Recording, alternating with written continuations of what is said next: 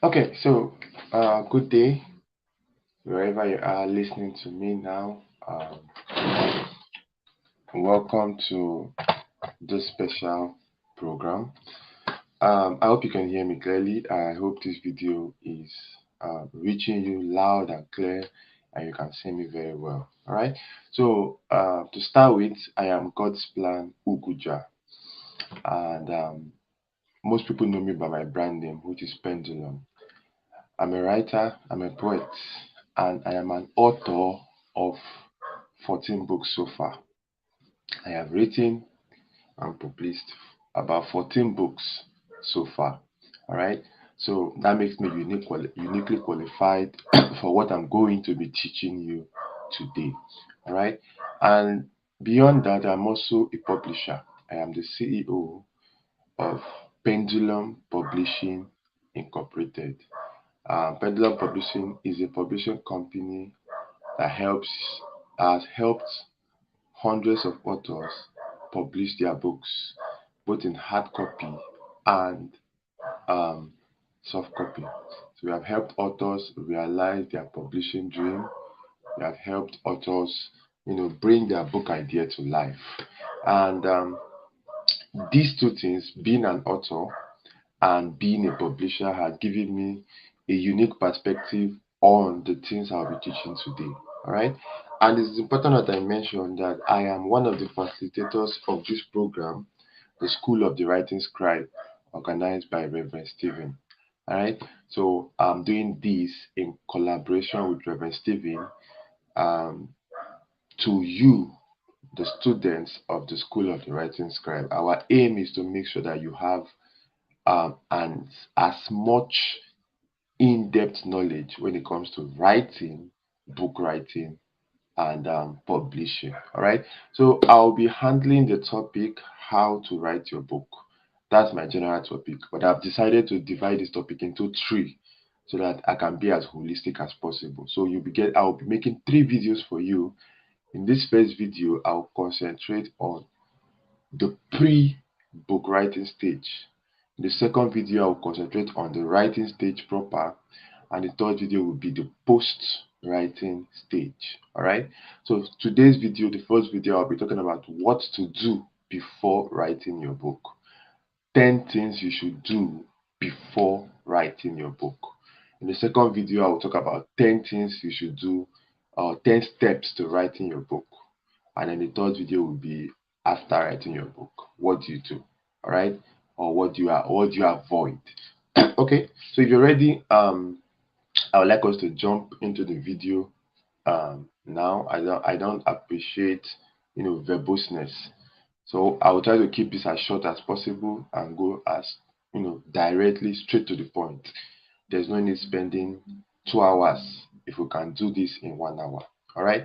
So the topic again is what to do or things to do before writing your book. Or you can see it on your screen. So I hope that helps. What to do, things to do before writing your book. All right. Remember that a book is a journey. Writing a book is a journey. All right. And it's a tasking journey. It's a journey that will demand a lot of from you. It will demand a lot of your time, a lot of your attention, a lot of resources, and all of that. So you need to prepare for it. And so that's what I'll be sharing with you today. The first thing you must do is to treat your book as a project. All right, consider this like the umbrella under which every other thing falls. You must treat your book as or like a project. All right, the same way you want to build a house, you sit down and plan for that house. You gather resources, you gather professionals. All right, professional architects, professional engineers, professional masons and bricklayers, professional carpenters, professional tilers, professional electricians. The same way you must treat your book as a project, right? You must, when you want to write a book, you sit down and plan for your book. Sit down and plan for your book. So you need to treat your book as a project, and that means you sit down, you plan for your book, and you gather the required professionals. You cannot write and publish your book alone. All right. So, in case you've not told you, let me tell you now. You cannot write and publish your book alone. You need help. You need help. So that help will come from professionals around you.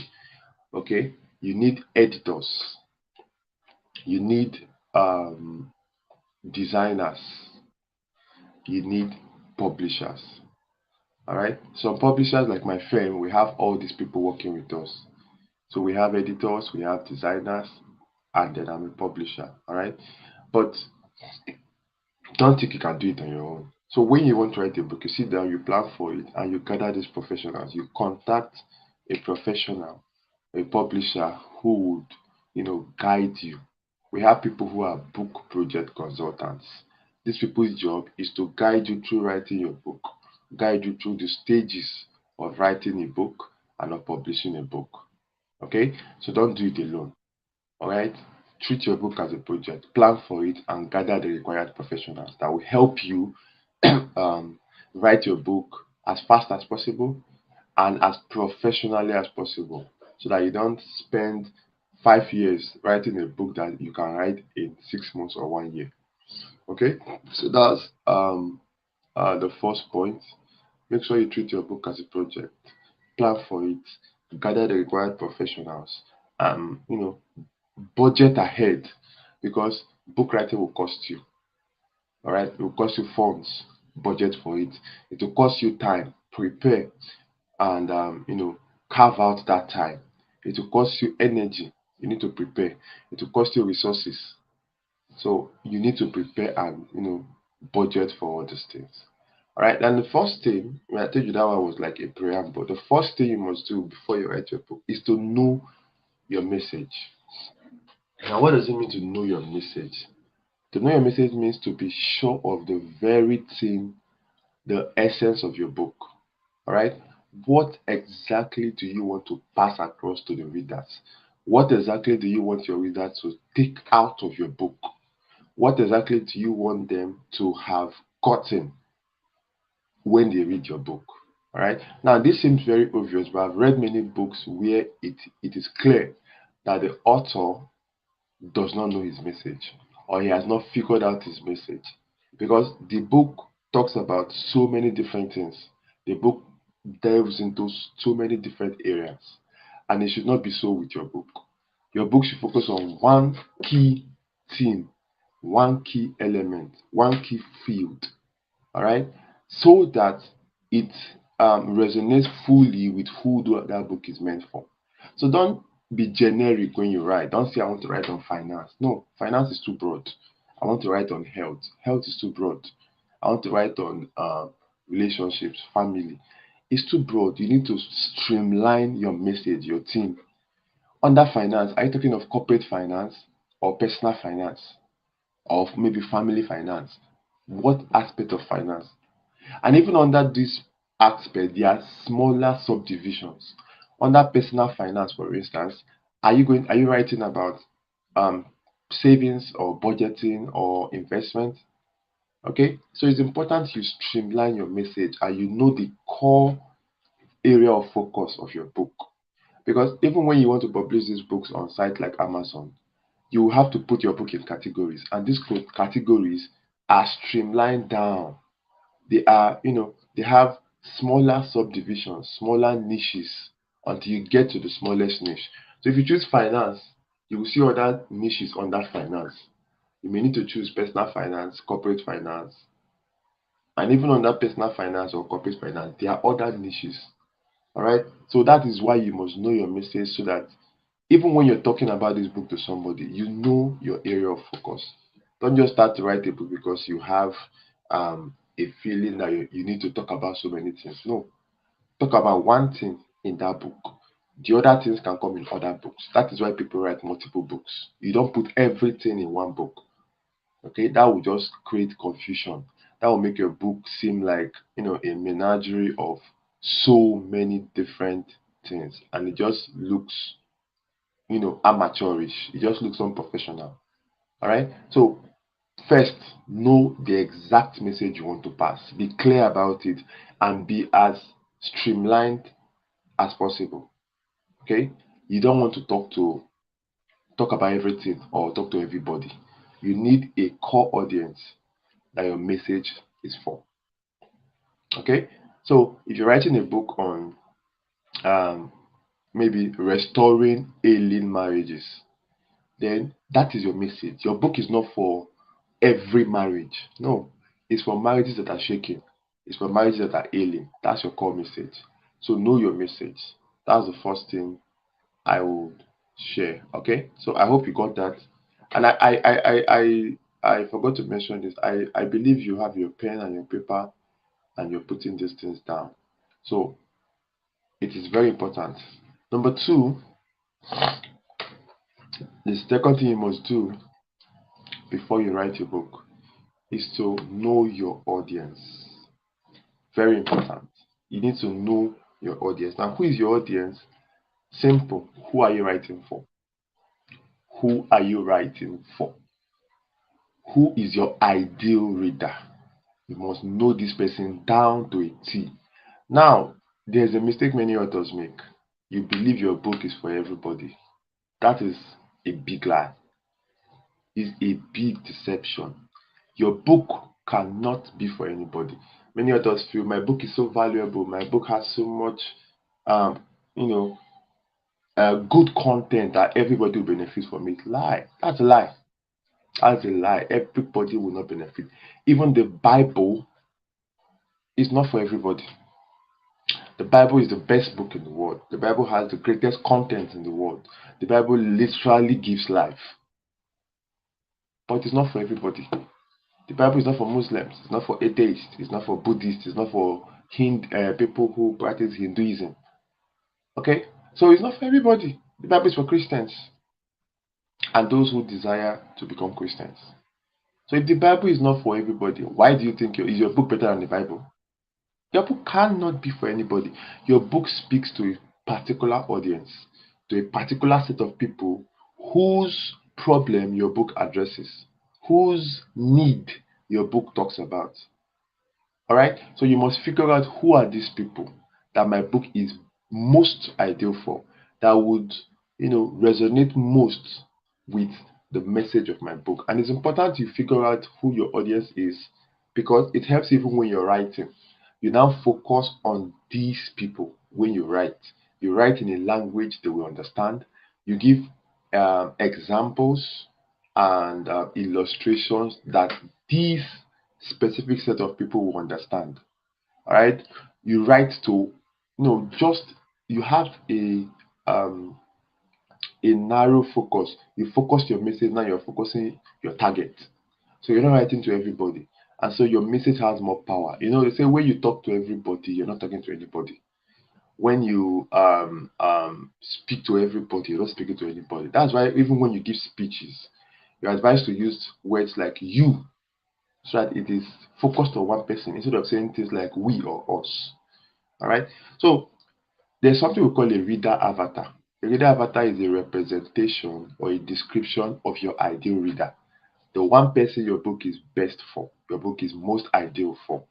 All right. So if, for instance, you are writing, I'll use the previous example, a book on ailing marriages, marriages that are maybe going through divorce or trying to go through divorce, marriages that are on the rocks, then your ideal audience are people, men or women, most likely in their late 30s or 30s, 40s, 50s. 30s, 40s, 50s, most likely. All right. Those are your ideal audience. So your book is not for singles. I hope you get me. I hope this is making sense to you. Your book is not for singles. If you're writing about ailing marriages, because singles are not married. Okay. Your book is also not for people at the later end of their lives. Maybe people in their 70s, 80s. No. Your book is not even for people in relationships. Your book is not for people whose marriages are in bliss, whose marriages are, smooth sailing. No. Why? Because these people will not understand what you're talking about. They can't relate to your message. What you're speaking about in your book will be alien to them because they can't relate. Your examples, your illustrations, anything you're talking about will not be relatable to them. It's just like trying to tell somebody who has not lost their husband about widowhood. how do you want them to understand? They can only imagine, but that is not the same as somebody who is going through this or who has gone through it. All right. So you need to define your avatar, because another reason why you must know your audience is it also helps you when you're going to sell your book. All right, because I assume you're not writing your book to give out for free. You're not going to put in all this effort, all these resources to give it out for free. So you need to sell your book. And if you don't know your audience, then where are you going to sell your book? Who are you going to sell your book to? When you know your ideal audience, then you know where to go and look for them. So like I said, if your audience are people who are their marriages are shaking, then likely, like I said, they will be in their 30s, their 40s, their 50s. So your age range could be maybe from 30 to 60. And you know where to find these people. You will not go to a secondary school to look for them. You will not even go to a university to look for them, because there are very few there. So you'll be going to you won't even go to a youth church to look for them. You won't go to an old people's home or a retirement home to look for them. You go to churches where their populations are predominantly people in their middle age, people that are adults that are matured. Churches where or congregations, gatherings, festivals and conferences where you have you know for men and for women mostly conferences, um, um, you know events where you will see more of men and women in their 30s, 40s, 50s. That's where you go to look for them. All right. And you can only know this because you figured out your audience. So knowing your audience is very important. I hope this is clear. And how do you know your audience, or how do you create a reader avatar? There are some things you need to look out for. Number one, you need to know their age. All right. Like I just explained in the last example, a book about early marriages is not for people maybe in their teens or in their maybe early 20s. These people are most likely not married. You know that some people marry early, but most of them are not married. All right. So you need to know the age range. My book is for which people? If you're writing a book for university students, then you should know that you're targeting people probably between 15 to 30. The majority of university students are in this age range. We know they are outliers, but they are not much. All right. So what is the age range of your ideal reader? That will also help you even know how to write your book. Because if you're writing a book to Gen Zs, your language will be different from someone who is writing to millennials, from someone who is writing to the older generation. You won't use the same language. That's why you must know your audience to even know the language to write with, to know the way to phrase your expressions, your words, so that your book can relate well to the people you intend to read it. So first thing to know about your reader avatar, their age, their gender. Some books are gender specific. So you must know the gender of the people that will read your book. If you're writing about prostate cancer, then your book is for men. You have no business with women. All right. If your book is about menstrual health, your book is for women, not men. So you won't be going to a men's fellowship to sell your book. You won't even don't even think of asking men to buy for their wives. They don't even understand what you're talking about in the first place. Menstrual cycle, menstrual issues, and you're telling men to buy for their women. Most of them won't. Most of them won't. All right. So know their age, their gender, their marital status as well. Is your book for married people? Is your book for singles? Is your book for people in relationships? So these ones are not married, but they are not single. Is your book for people at the later end of their marriage? Is your book, like the example I gave, for people whose marriages are crashing? What is the marital status of your ideal reader? You must know it, so you know where to look for these people. If your book is for singles, then you can go to singles conventions. You can go to youth churches to look for them. All right. You must also know the educational level or the literacy level of your ideal reader. Okay. Depending on the sophistication of the content of your book, it will also help you determine who you're writing for. So you're writing your book to um, maybe professors, master degree holders, people who have acquired a lot of education. Then you should know that your language must also be very touche, must be very brushed up. If you're writing to laymen and laywomen, you're writing to the common folk, then your language must be simplified to the barest. Right? So the educational level or the literacy level of your intended readers will also affect and influence how you write your book. Then also things like their financial capacity is important, because um, if you're targeting people like students, for instance, you know that students mostly do not have money. So you cannot write a book, maybe write a voluminous book that will cost you a lot to produce, and you now take a book of 7,000 to go and sell to students. You will not make much sales. Okay? But if you're writing a book to top government functionaries, CEOs, bank managers, and all of that, these people have money. Money is not an object to them. In fact, when you're writing this book, you need to um, make it look as VIP as possible. So you can even make it a bit bulky. You can even, design both the interior and the exterior. You can even make it hard copy, because even if you take this book to them and tell them it's 10,000, it's 12,000, they will buy as far as they see value in it. The money is not an issue. So what is the financial capacity? It will also influence how you're going to write your book. How big is it going to be? If it's for students and you know they can't spend much, and maybe your target is to have this book around 1K, then you know your book is going to have to be short. Your book has to be brief, because the bigger your book, the more you're going to spend in printing it. Then also the religion of your ideal reader. Okay, if your book is based on the Bible, then that means your book is for Christians. It's not for people of other religions, right? So that is also important. What is the religion of your people, the people who are meant to read your book?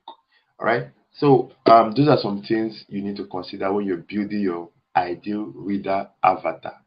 Okay. So know your audience. And the next thing, you must research your genre. Research your genre. Research your genre. I'll put it on the screen. Research your genre. Right? Now, a genre is a subdivision of literature. It's a branch of literature. In literature, we have three major genres: poetry, prose, and drama. You must have done this in school. Poetry, prose, and drama. Now, your book is most likely going to be poetry. All right? People write prose, I know. People write drama. But prose is the biggest part of literature. All right? So, under prose, we have two major genres again: fiction and non-fiction. Fiction is stories, non-fictions are motivational text, inspirational text, and all of that. Real life content, fiction, are made up. Now, under each of these, we have other genres as well. Under fiction, we have young adult, we have paranormal, we have science fiction, and so many others. Under non-fiction, we have Christian non-fiction and many others. All right. So why is it important you research your genre? Because every genre has um, peculiarities. Every genre has um, qualities and standards associated with it. And your readers most likely know what is expected of books in your genre. Your readers most likely know the standards of book in your genre. And your book needs to meet that standard. But if you've not researched your genre, if you don't know what is obtainable in your genre, how do you meet those standards? How do you make sure your book is standardized? All right. For instance, um, fiction books are primarily bigger than non-fiction. Fiction books are around 60,000 to 90,000 words, so might even more, but this is the average.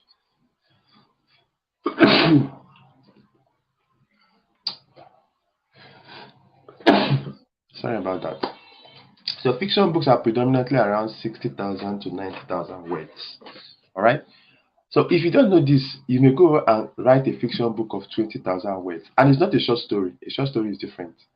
You're writing a full novel of 20,000 words. Your readers will be disappointed. Okay, fiction books are written.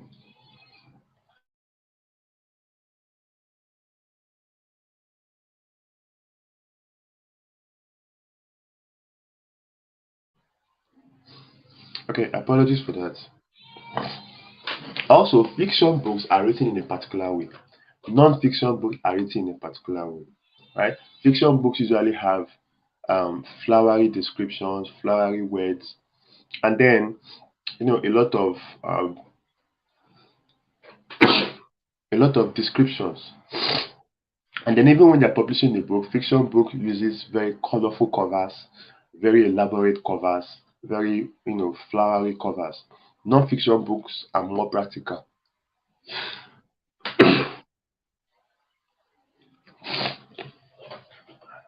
Non-fiction books are a lot more practical. They're a lot more straight to the point, and actionable. So you need to know these about your book so that you can meet these standards. You can give your readers what they're expecting. So before you start writing your book, go online and know what is obtainable in your book's genre.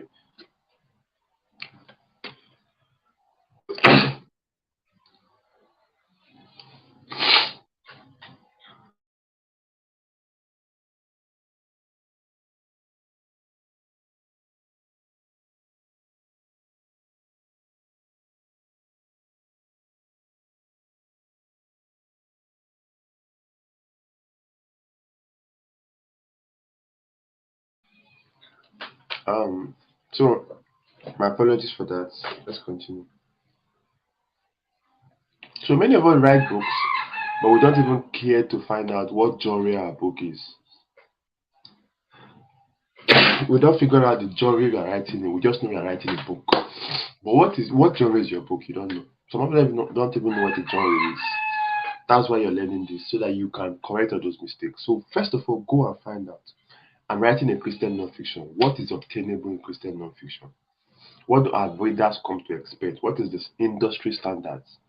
All right, when it comes to nonfiction, Christian nonfiction, for that matter. So that is going to be very important. Research your genre, know what is obtainable in the industry, both by readers, by the market, by publishers when it comes to your book's genre. Okay, I hope that's clear, and I hope this is making sense to you so far. These are things you should do before you start writing to make your writing journey easier, to make your book better, more professional, more satisfying to your readers. All right. So the next one, I think this should be number four. So um, know your style or your voice. Know your style or your voice. As a writer, know your style or your voice. Now, everybody, normally when we speak or when we sing, everybody has a particular voice, right? I can't sing like you. You cannot sing like the next person. You have your own voice, they have their own voice. It's the same thing when it comes to writing. I have a style, a unique style or voice. You also have a unique style or voice when it comes to writing. And you must figure this out. You must know what your style is. You must know what your voice is. All right, so that you don't end up writing like another person. You see, except you do copy and paste, you cannot write. You cannot sound like a different author. You must sound like you. But you can also only use your voice. You can only write in your style when you figured it out. So you need to be familiar with your writing style. Every writer has a style, like I said. For instance, my style is conversational. My books are very conversational. They flow. They sound like two people are having a conversation. And I use a lot of rhetoric questions when I write, to engage my reader, to keep them immersed in the book. That's my style. You may have a different style. Some people are more formal when they write. I'm very colloquial. When I write, I am very colloquial. But some people are more formal when they write. Some people like being informal. Some people are simple when they write. Some people like being more, you know, should I say complicated? They like using big words. They like using, they like flaunting their grammatical prowess. Okay, I'm not here to debate the merits of any of them, which is better than the other. No, just know yours. How do you write? And the way to figure this out is to look through your previous writings. There must be a pattern among all of them. There must be similarities among all the things you've written so far. Even if you've not written a book, look at maybe your messages, your articles, whatever things you've written before. See how what is there a style? Are there patterns in all of them? Is there a way? There's people that always start their writing with stories. They love using stories to begin. Some people they like structuring their writing as if they are telling a story. No matter what they're talking about, they must incorporate it into a story-like form. That could be your style. All right. So figure out your style. Your style is what differentiates you from other authors. If I pick a book now written by John Maxwell, even if the book has no back, once I read that book, read a few pages, I know that this is John Maxwell's book. Why? I know his style. He has a definite style, and he sticks to it when he writes. If I see a book written by Miles Monroe, I'm sure even you, if you see a book written by Miles Monroe, even if it has no cover, even if there's no name of the author, you know it's written by Miles Monroe. Why? Because of his identifiable style. He has a style. He has a way he writes. Okay? And because he has used it over and over again in so many books, you now know his style. You can now identify his style. So the same way you need to have your own style that writers would use to identify you. I said in me I'm a poet. And most of my audience, even if my poems I don't sign it off with my name, they know my poems because they've identified my style. My poems are always simple but deep. All right, my poems don't send you to the hospital. They are simple, quite all right, but they are not straightforward. They are deep. That's my style. Okay, some poets like to be complicated, some poets like to be flowery and all of that. My style is different. It doesn't mean it's better than theirs, but it's different. So figure out your style before you start writing so that you write that book in your voice. You write that book with your style. You don't come off looking like an imitation of somebody else. I hope that makes sense to you. And I said to figure out your style, look at your previous writing. What is the pattern in all of them? How are they all similar? Okay? Some people would like to write, you know, in a as if they are giving a speech. The writing is always one directional, as if it's a speech. That could be your style. If it is, run with it and stick to it. Don't jump from style to style. Don't have a menagerie of styles, a mismatch of styles in your book. Stick with one style and run with it. Right? So moving on to the next. I said I don't want us to sleep on this. I don't want us to spend more time than is necessary. Okay. So I hope this is actually enlightening you. I hope the eyes of your understanding have been enlightened and you're learning something here. Okay, that's the point of all this. Now, number 6 or number 5. I think it's number 6 or number 5. I don't know. I'm mixing up the numbering, but that is not important. Now, know your why. What is your why? Your why is the reason you're writing that book. Your why is your motivation for writing that book. Why are you writing that book? What is the reason? What pushed you to write that book? You must know it and make sure it's worthwhile. You see, some people write books because they see other people writing books. Some people write books because they just want to feel like an author. They just want their name at the back of a book. If these are your why, then most likely you will struggle to complete that book, to publish it.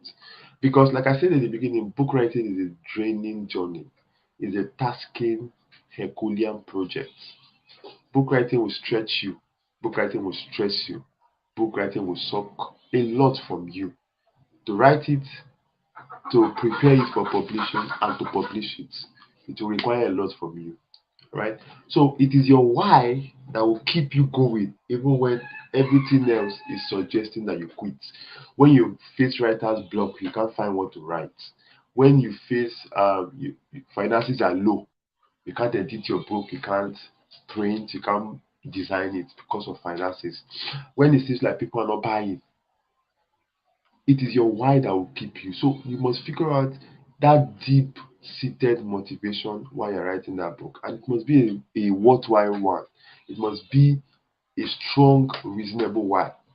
All right. So if you're writing that book, for instance, because you have a message in you, in your belly that needs to come out, that you need the world to hear, a message that you're sure you know will bless lives.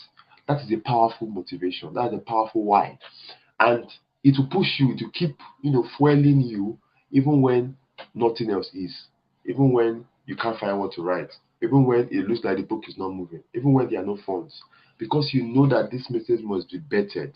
This message must go out to the world. You will not stop. You will keep going. All right? But if you don't have a why, or if your why is weak, if it's insignificant, you will quit. Especially if you have no external motivations. There are people who have external encouragement. So maybe your family is cheering you on, your spouse is always there supporting you. That's beautiful. But what if you don't have this? Your why is what will provide the inner spark, that inner fuel that you need for your engine to keep running. So have a significant why, a worthwhile why. Okay, I've just mentioned one. Another why that is very, very powerful is you may be writing your book for posterity, for immortality. A book is one way to outlive your days on earth. Right? A book is one way to leave a legacy that even in 100 years, in 200 years, your name is still being heard. Okay? I don't want to die when I die, personally. I want to still be alive long after I'm dead. And one way to do that is to have a book. Okay? Another way to do it is to have a song. Those that have those that have music. Even after they are gone, their music is still alive, and they are still alive in those songs.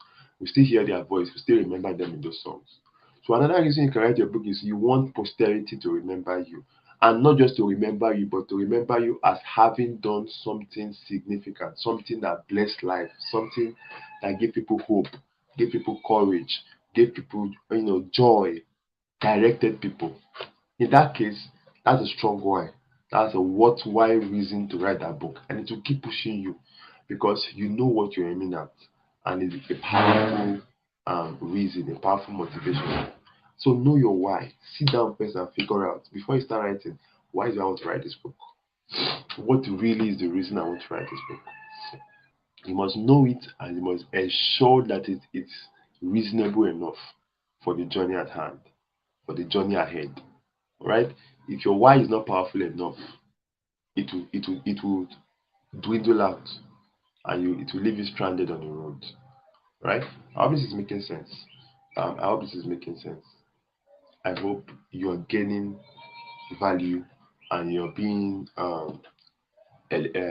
illuminated. I hope you're receiving light. Right? So let's move on. In fact, this is the most important one. This is the most important one. Make sure your book is solving a problem. Make sure your book is solving a problem. Make sure your book is solving a problem. Now, I didn't say problems. A problem. See, remember that if you notice, I've been trying to point out that your book must be as focused as possible. Please don't write a generic book.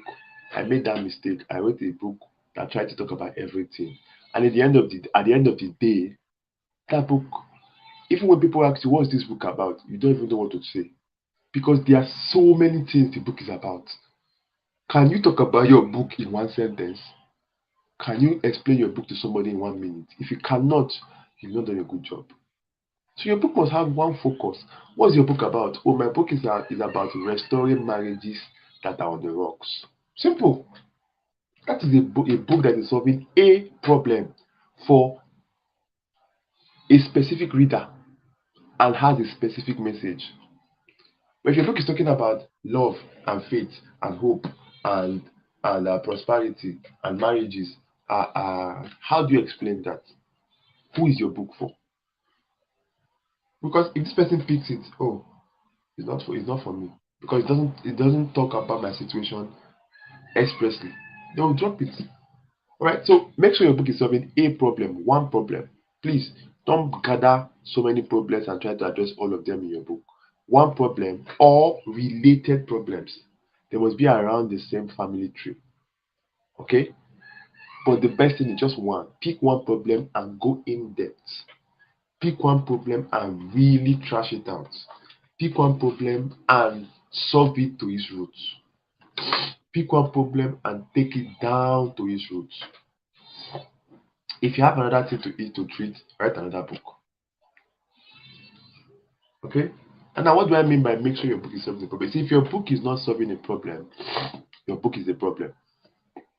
Write that down. If your book is not solving a problem, your book is a problem. It's a problem because it's going to waste people's time, it's going to waste people's money. So your book cannot just be trash. Your book cannot be full of fluff. Your book must have substance. Your book must be weighty. Substance. Weighty is not volume. Weighty is depth. Being weighty is not having 200 pages. Even if it's 50 pages, is there depth in those pages? Can somebody receive transformation? And that's where I'm going. You see, solving a problem is not about information. Information is not enough to solve anybody's problem. You need transformation. All right? Information is not enough to solve anybody's problem. Just information is not enough. You need transformation. I'm coming, let me write that down. You should write that down as well. Information alone is not enough to solve anybody's problem. You need transformation.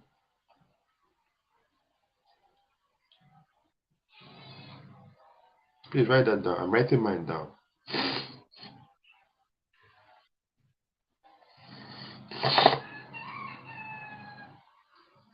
Right? So, like I said, just providing information is not enough.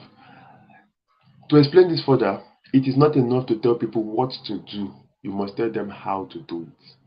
That is transformation. The how, not the what. It is not enough to tell people you need to stop smoking. That's information, but that will not change their life. I'm telling you today. Telling somebody that you need to stop smoking is not going to change their life. It's just information. But what will bring transformation, what will cause a turnaround in that person's life, is when you show them how to stop smoking. Because believe you me, most smokers know they need to stop smoking. They know it. So what you're telling them is not new. Their problem is how do they stop? How do they stop? That is what has been proven impossible for them. So if your book can provide those steps, practical steps to stopping smoking, you've brought a transformation in their life. You've brought a change. You have solved the problem. So you must make sure your book is solving a problem. And how do you do that? By providing transformation, not just information. Okay? You must provide transformation and not just information. Like I told you, transformation is how, information is what. So it's not enough. Put that down. To tell people what to do, you must tell them how to do these things. Give them steps, give them guidelines, give them procedures that are practical enough to be applied, that people have done and they have brought results. That is how you solve a problem. All right. So, for instance, your book about ailing marriages, don't just come around and tell people, okay, um, signs of ailing marriages, how to identify ailing marriages. Um, um, no, you must go further. Okay, what do you do to recover your marriage, to bring back your partner? How do you go about this? What are the steps you can take? What are the steps that I want to believe you're writing that book from experience? Either your experience or people's experiences. Those are the only two valid sources of writing a good book. Your own personal experience or the experiences of others, people that you know. Maybe you know them personally or you've heard their stories.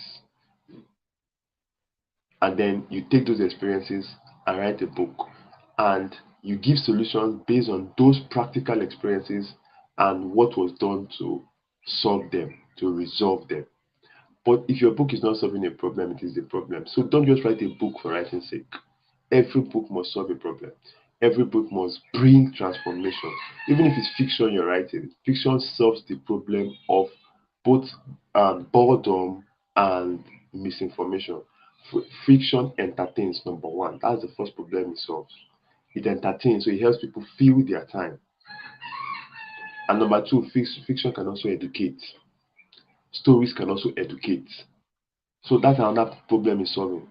You may write a story based on maybe maybe based on a part of Lagos, and you do so much research, you bring out so much unknown information about that part of Lagos that even people that are from there may not know. People that are been living in that area of Lagos, they may not know.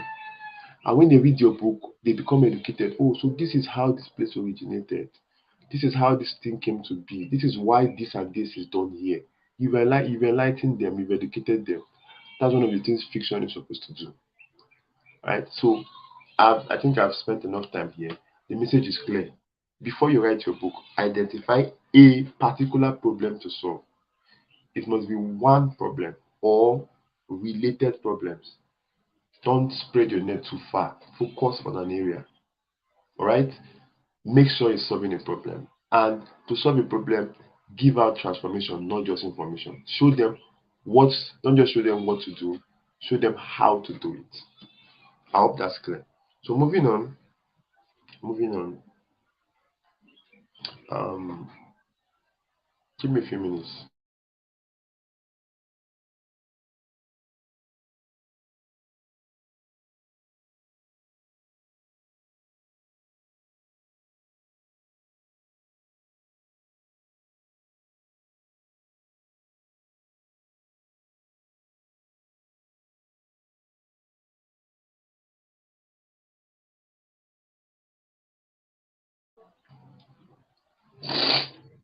All right, so moving on. Let's be a bit faster. The next thing you must have before you start writing your book, you must have a deadline. Have a deadline. Have a deadline. Have a deadline. Have a deadline. Have a deadline. Now, you know what a deadline is? A deadline is a target. A deadline is a destination. A deadline is where you are going. Right? So you cannot. One of the reasons people do not finish their books is because they have no deadline. They're just writing to infinity and beyond. They just start without having any idea of where and how they are going to end. And at the end of the day, you find out that they can't stop, they can't finish. So before you start your book, set a target. I want to finish this book in 3 months. I want to finish this book in 6 months. That's the deadline. And what the deadline does is it puts positive pressure on you to know that you don't have all the time in the world to finish this book. This is also part of treating your book as a project. Every project has a deadline. You don't start building your book and just build it forever. Sorry, you don't start building your house and just build it forever. No. Before you start your house, you must have something in mind. Okay, I need to be done in this house in the next 1 year. So you must be the same for your book. Treat it as a project. Have a deadline. This book should be done before the end of this year. That's the deadline. And so it will make you become serious about writing that book and writing it quickly. It will make you become serious about publishing that book before the end of the year. It would kill off any form of laziness and nonchalance when it comes to writing your book. A deadline puts positive pressure on you to sit up and take that book seriously, to complete that book in time. So you must have a deadline. Before you start, sit down and fix a future date by which you must have completed writing that book or even published it. All right. And two things I must point out here: your deadline must be realistic and firm. Please write that down. Your deadline must be realistic and firm. I'll explain both of them. Realistic means it must not be too far or too close. That's realistic. It must be realistic. For instance, you cannot start a book today and say you want to finish it in 2 weeks. Who are you? Even people who have been writing books for years, most of them will struggle to finish a book in 2 weeks. It's not impossible, don't get me wrong, but it's so difficult. Then imagine you that you just, maybe this is your first book, and it's going to make you rush that book so much that you're going to make a lot of mistakes. At the end, that book is going to come out less professional than it's supposed to be. So it must not be too close. If it's too close, it just puts um um it puts this kind of unnecessary pressure that is not positive. It will make you rush that book and produce something less than professional. And if it's too far, if your deadline is too far, it loses its power.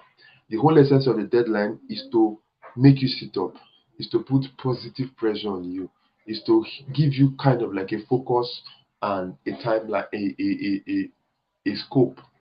So if you now put your deadline in 5 years' time, what's the point? You put your deadline in 2 years' time, it's too far. It will lose that power to make you sit up because you'll be telling yourself there's time. It's not 2 years, it's not 3 years, there's time. And there's time, procrastination and excuses will just come and start living with you. They will build a nest in your head. All right, so your deadline must be realistic, depending on your book, your time, your schedule, and your funds. 3 months is okay to write a book. 6 months is okay. 6 months is already at the extreme, right? So do not put it 2 years. At most, by nine or by now, okay, let's say 6 months to finish it, 9 months to have it published and out there. I think that's the realistic target. 6 months, finish the book, write and have it ready. Then 9 months to have it out there, published and selling. That's a realistic target. All right. Then I said realistic and firm. Now, for it to be firm means your deadline must not be too amenable. Right? It must not be something that you fix the deadline and then you play away your time. The deadline reaches, you move it, you fix it again, you play, you prevaricate a lot. The deadline reaches, you shift it again. You're just deceiving yourself. It must be firm. And to make it firm, I know most people cannot hold themselves to a deadline. Most people cannot be their own judge. So have someone else be your accountability partner. Have someone else enforce that deadline. And let not be your friend. No. You won't respect or take the person seriously. No. Let it be a mentor, your pastor, someone that's above you that you will respect and you will listen to. So that you tell them, okay, Daddy, see, I want to write a book and I want you to keep me accountable. I want to finish this book in the next 3 months. And I'll be giving you weekly updates. Maybe every Sunday after service, I'll give you an update on how far I've come. Now, when you know that you must give an update every week, every weekend, during the week, you will do something in that book. You will write, you will make progress. Because now you have somebody enforcing that deadline. In fact, you can even make it more challenging and put a fine. That is, every week that I don't give you a deadline, I'm going to pay this amount. That fine will make you more committed to writing that book. All right. So it is important. Have a deadline, firm and realistic deadline. Have someone enforce it for you. I hope that makes sense to you.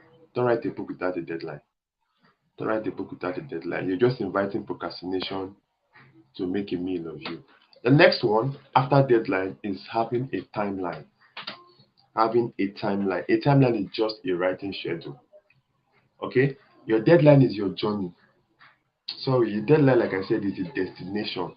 Your timeline is the journey. Your deadline is where you want to go. The timeline is how you're going to get there. All right. So, what is your writing schedule? How are you going to write to achieve this deadline? You want to complete this book in 3 months. Beautiful. How are you going to do it? That's your timeline. What is your writing schedule going to be like? Are you going to write every day? You must decide on it before you start writing. Are you going to write every 2 days? Are you going to write only on weekends? Maybe because of your schedule. Maybe you're someone that during the week you're so occupied. Okay, are you going to write every weekend? Maybe you're a pastor or a minister that your weekends are occupied. That means you must write during the weekdays. So how are you going to do it? Are you going to write an hour every day, say from 10 p.m. to 11 p.m.? Are you going to write 2 hours every day, maybe in the morning, 4 to 6 before you go to work? You must sit down and figure this out. Have it written down. I'm going to be writing every Monday, Wednesday, Friday from 10 p.m. till 11:30. Then I go to bed. You must have it figured out, because what having a writing schedule does, that it builds a writing habit. It builds consistency. All right. When you have a schedule, you know when you're supposed to be writing. So it helps even focus you, because you will not be doing another thing during that time. Because some people, they don't find time to write because they are allocating their time to other things.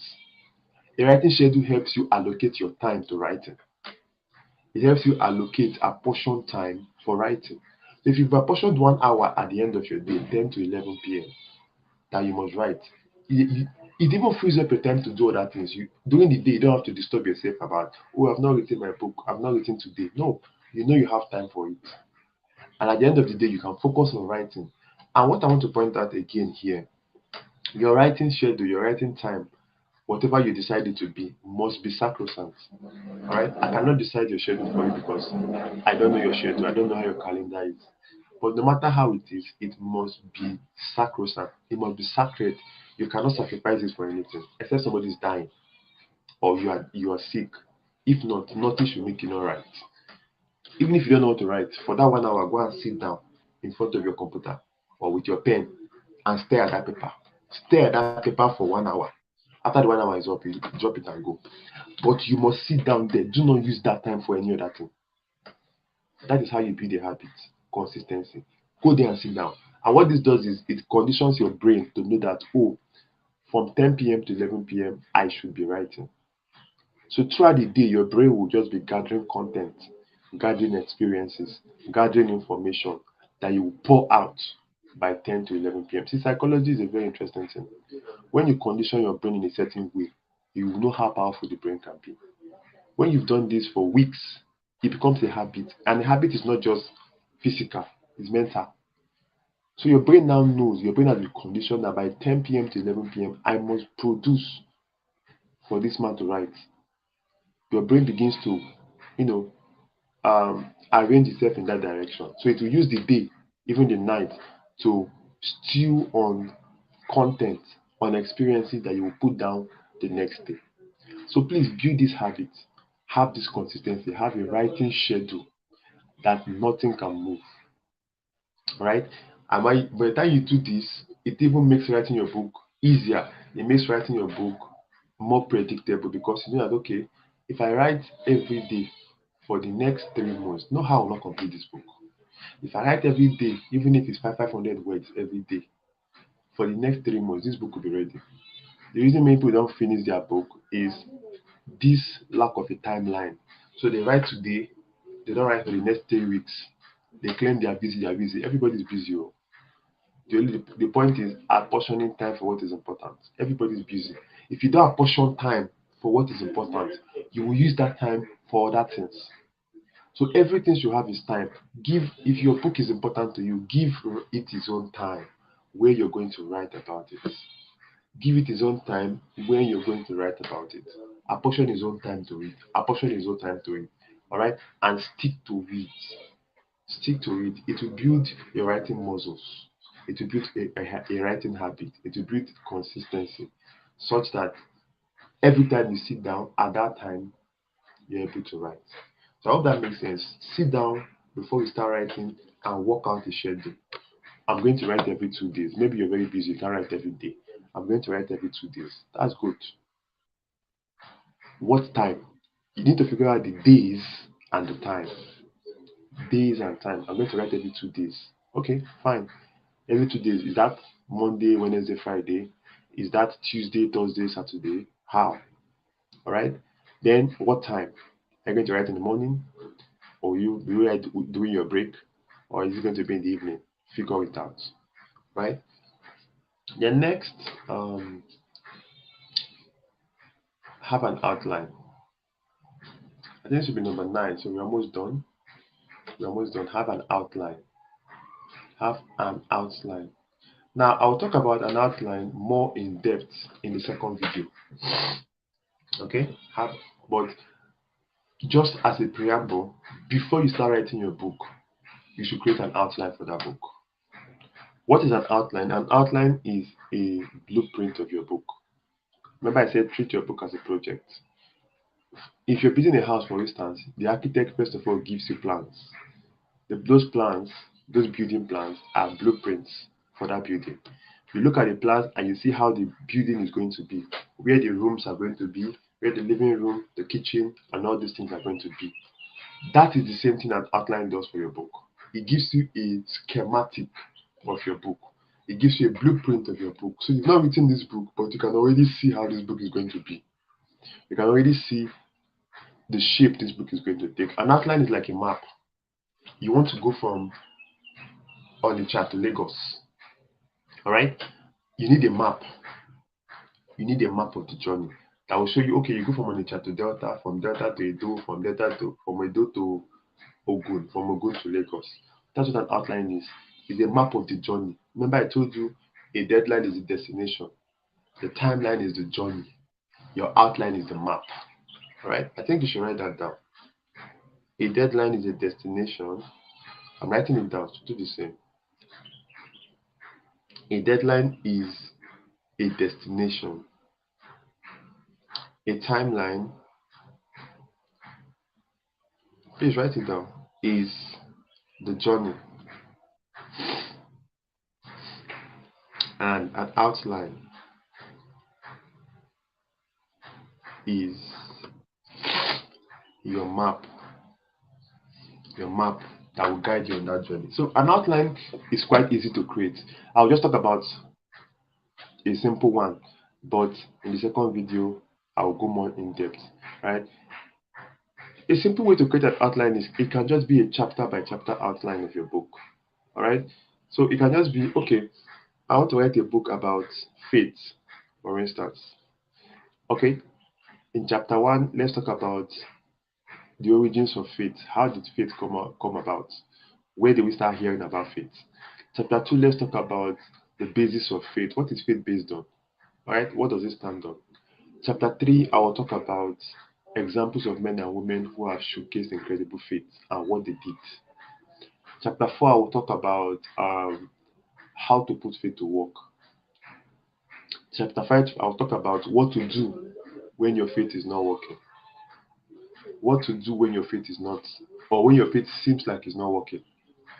In chapter 5, I will, that's just an outline, a chapter by chapter outline. You get my point. I'm making this off the cuff, so, but you get the point. If you're able to do this, when you start writing that book, you have a direction already. You will not ramble. You will not be confused. You will not be distracted. You will not be going in several directions because you now have a map. You know your path. You'll be focused. You go in the direction you're supposed to go because you plotted your path. And another time, it won't help you if you're trying to talk about this book to somebody, because somebody say, "Oh, what's your book about?" Even if you just show them the outline, they can already tell if your book is going to be powerful or powerless. If your book is going to have, depth or not. From your outline, we know what you want to talk about. You can even expand on the outline, and under each chapters, you outline the sessions you're going to talk about. You list out, okay, under this chapter 1, under origins of faith, we'll talk about Noah, we'll talk about Abraham, we'll talk about, those are outlines. The point is, an outline gives you direction. An outline gives you focus. It helps you, because writing a book can be very distracting.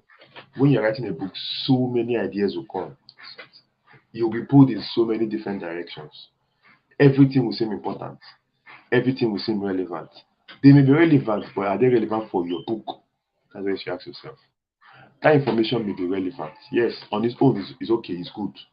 But is it good for your book? Remember, your book has a specific message, a specific purpose, for a specific audience to solve a specific problem.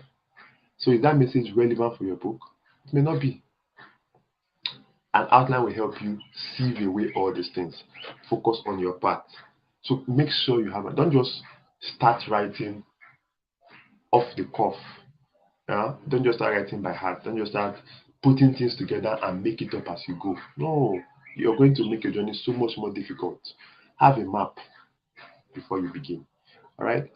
So I really hope you got this. I'm really, really hoping that you are getting this. You are getting this. And then finally, number 10, we're already over the hour mark, but thank God we're almost done. The last thing you should do, a mistake I see so many others make, you must start talking about your book even before you start writing the book. Start talking about your book early enough. Start talking about your book early enough. You see, many authors, they wait till they are finished writing their book. Some even wait till they are finished, till they have published their book before they start talking about their book. They just come out of the blue one day. Oh, congratulations to me. I've finally become an author. And everybody is like, what, when, how, where, when? You take people by surprise and they expect people to just bring out money and buy. In this economy, no. Things need to be planned for. So Do not wait until your book is ready before you start talking about it. If you know about marketing, you know what we call anticipation. You need to create anticipation for your book. Let people wait. Let them hunger. Let them anticipate for your book. And you can only do this when you start talking about your book early enough. You see, when movies are coming out, movie companies create teasers. They create trailers for their book. A trailer gives you snippets of the movie ahead of time so that you begin to salivate for this movie. You want to watch this movie. You begin to look for the release date. You begin to look for which cinemas will show it or which channels. Is it on Netflix? Is it on Showmax? Is it on Movie Box? And so once the movie drops, bah, that first day you see lots of views and lots of downloads. Why? Anticipation. If they are just waited that one day the movie just comes out, bah, a lot of people will be surprised. So the way people generate this kind of massive downloads and sales on the first day is anticipation. They prime their audience. They keep telling them this is what is coming. Their audience gets ready. If it's to save, they begin to save. You know, they get mentally prepared. So you must do the same for your book. Once you get your book idea, start talking about the book. Post it on your social media, on your Facebook, on your WhatsApp status. If you're a pastor, talk about it in your church. Tell your members, oh, the Lord is laying in my heart to write a book to help heal marriages. The Lord is, I want to write a book about, family finance. A book that will help families manage and grow their finances. Right? Let your audience know so that they can even begin to, prepare for this book. And another reason to talk about your book early enough is so that you can carry people along. See, when people feel like they are part of the process, it does not it goes from just being your book to our book. So you have that book idea, put it out there. Ask your people, what do you think I should title this book? Even if you have your own title, ask them because you'll be surprised that you will get better title suggestions from your followers, from your congregation, than the one you have in your mind. A tree, no matter how big, cannot make a forest. All right. So to ask people, get them involved in the process of your book coming out, your book being written. Ask them. You can even bring out a topic from your book and ask for people's input, people's feedback. Oh, I was writing this book and about family finance. I wanted to write this, but I want to know what do you think about this? Is this how it's supposed to be? And you see a lot of comments. People talk, you know, people will talk for it, people will talk against it naturally. But from all those, you will pick relevant points to put in. And this makes people become engaged in your book.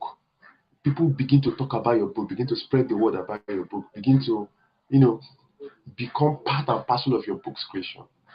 You have a cover designed, put it out there, ask them for their opinion. What do you think about this cover? Cover A, cover B. When people come to our publishing company to design books, we don't just design one cover for them, we design two covers. And we'll tell them, go and share this on your social media, on your WhatsApp, on your Facebook, on your Instagram. Ask your audience to help you choose the better cover. All right? And you see people say, oh, I prefer A because of this. I like B because of this. At the end of the day, you know what the people are saying because your book is not for you. Your book is for them.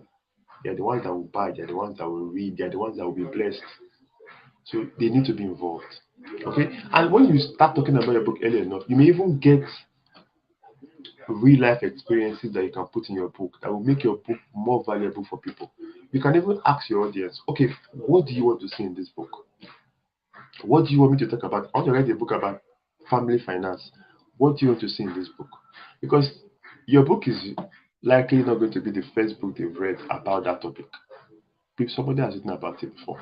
But what will make yours different? The fact that it has local content. What do I mean by local content? It has personal experiences from your following, from your audience.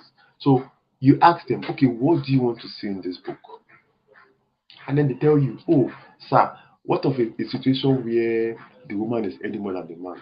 What of a situation where two of them are earning the same? What of different scenarios? People now give you their personal issues, what is really troubling them, and then you address it in that book. Do you think that person will not buy? When the person now knows that their solution is in your book.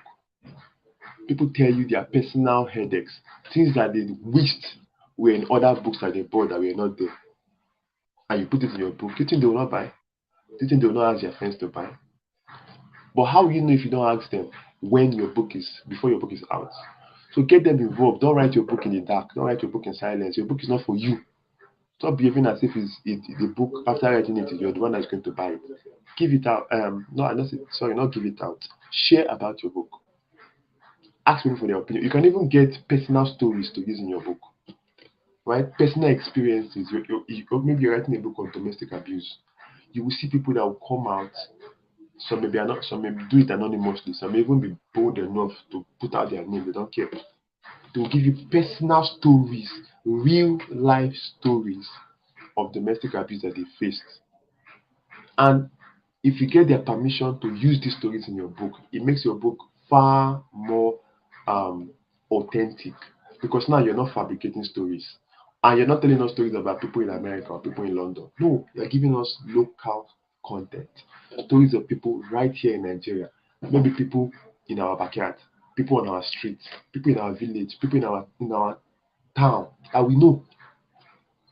You may decide to change the person's name for privacy's sake, but the story is the same. The story is authentic. The story is true. But you won't get these stories if you do not ask them for it. Alright? So this is very important. So I'm taking time with this. Start talking about your book early enough. Carry your people along. Those people that you're expecting to buy your book, don't just dump it on them. Start early enough. It's called priming. Prime them. Prime them. Let them expect. Let them see. Let them anticipate. You can even do a pre-order before the book is out. Maybe you finish writing it and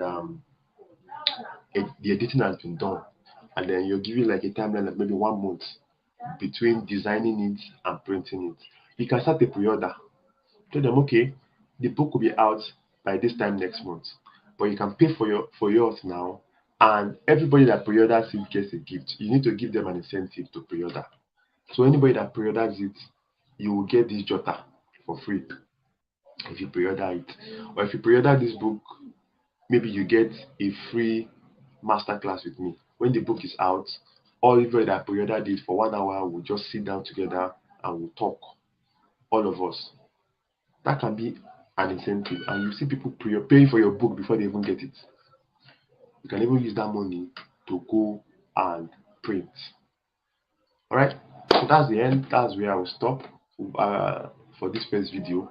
What to do before writing your book. I've given you 10 things to do before you start writing. Before you sit down to say you're writing your next book or your first book, make sure these things are in place. All right. So I believe you've gotten a lot of value from this. I believe you've learned something, and I hope you will put it into practice, because blessed are those who do, not those who hear. It's not enough to hear. You can hear, but if you do nothing with it, nothing will happen. Okay? If you do nothing with what you've heard, nothing will happen. So before you write your next book, put this in place and see the difference. Maybe that last book took so much from you. If you do this, you write your next book with less stress and yet more results. All right. So I'll see you in the next video. The second video, like I said, I'll talk about how to write your book. Okay, I'll give you 10 steps to write your book writing your book properly. Okay. So before then, my name is still Godsplan Ugwuja. And like I said, I am the CEO, apart from being a 14-time author and a poet. I am the CEO of Pendullum Publishing Incorporated. We help authors bring their book ideas to life. So if you're writing your book and you want it published professionally and without breaking the bank, because we pride ourselves on being cheaper than most other companies out there. And cheaper doesn't mean that our publishing is cheap. No, it's professional. Our services are cheap, but our output is very professional. It's comparable to almost anything you'll get out there. Right? So if you want your book printed, you want it published, you want it designed, whatever you need for your book, we can provide this for you. So you can contact me. My number is on the screen. That's for both WhatsApp and calls. You can contact me. We'll talk about your book and know how to proceed. Or you can get my contact from Reverend Stephen. I know he'll be very happy to give it to you. You can get my contact from him as well. and message me or call me so we'll talk about your book. We'll see how to bring that book in your head to life as fast, as professionally, and as low cost as possible. All right. So thank you. I'll see you in the next video. Keep writing and see you soon.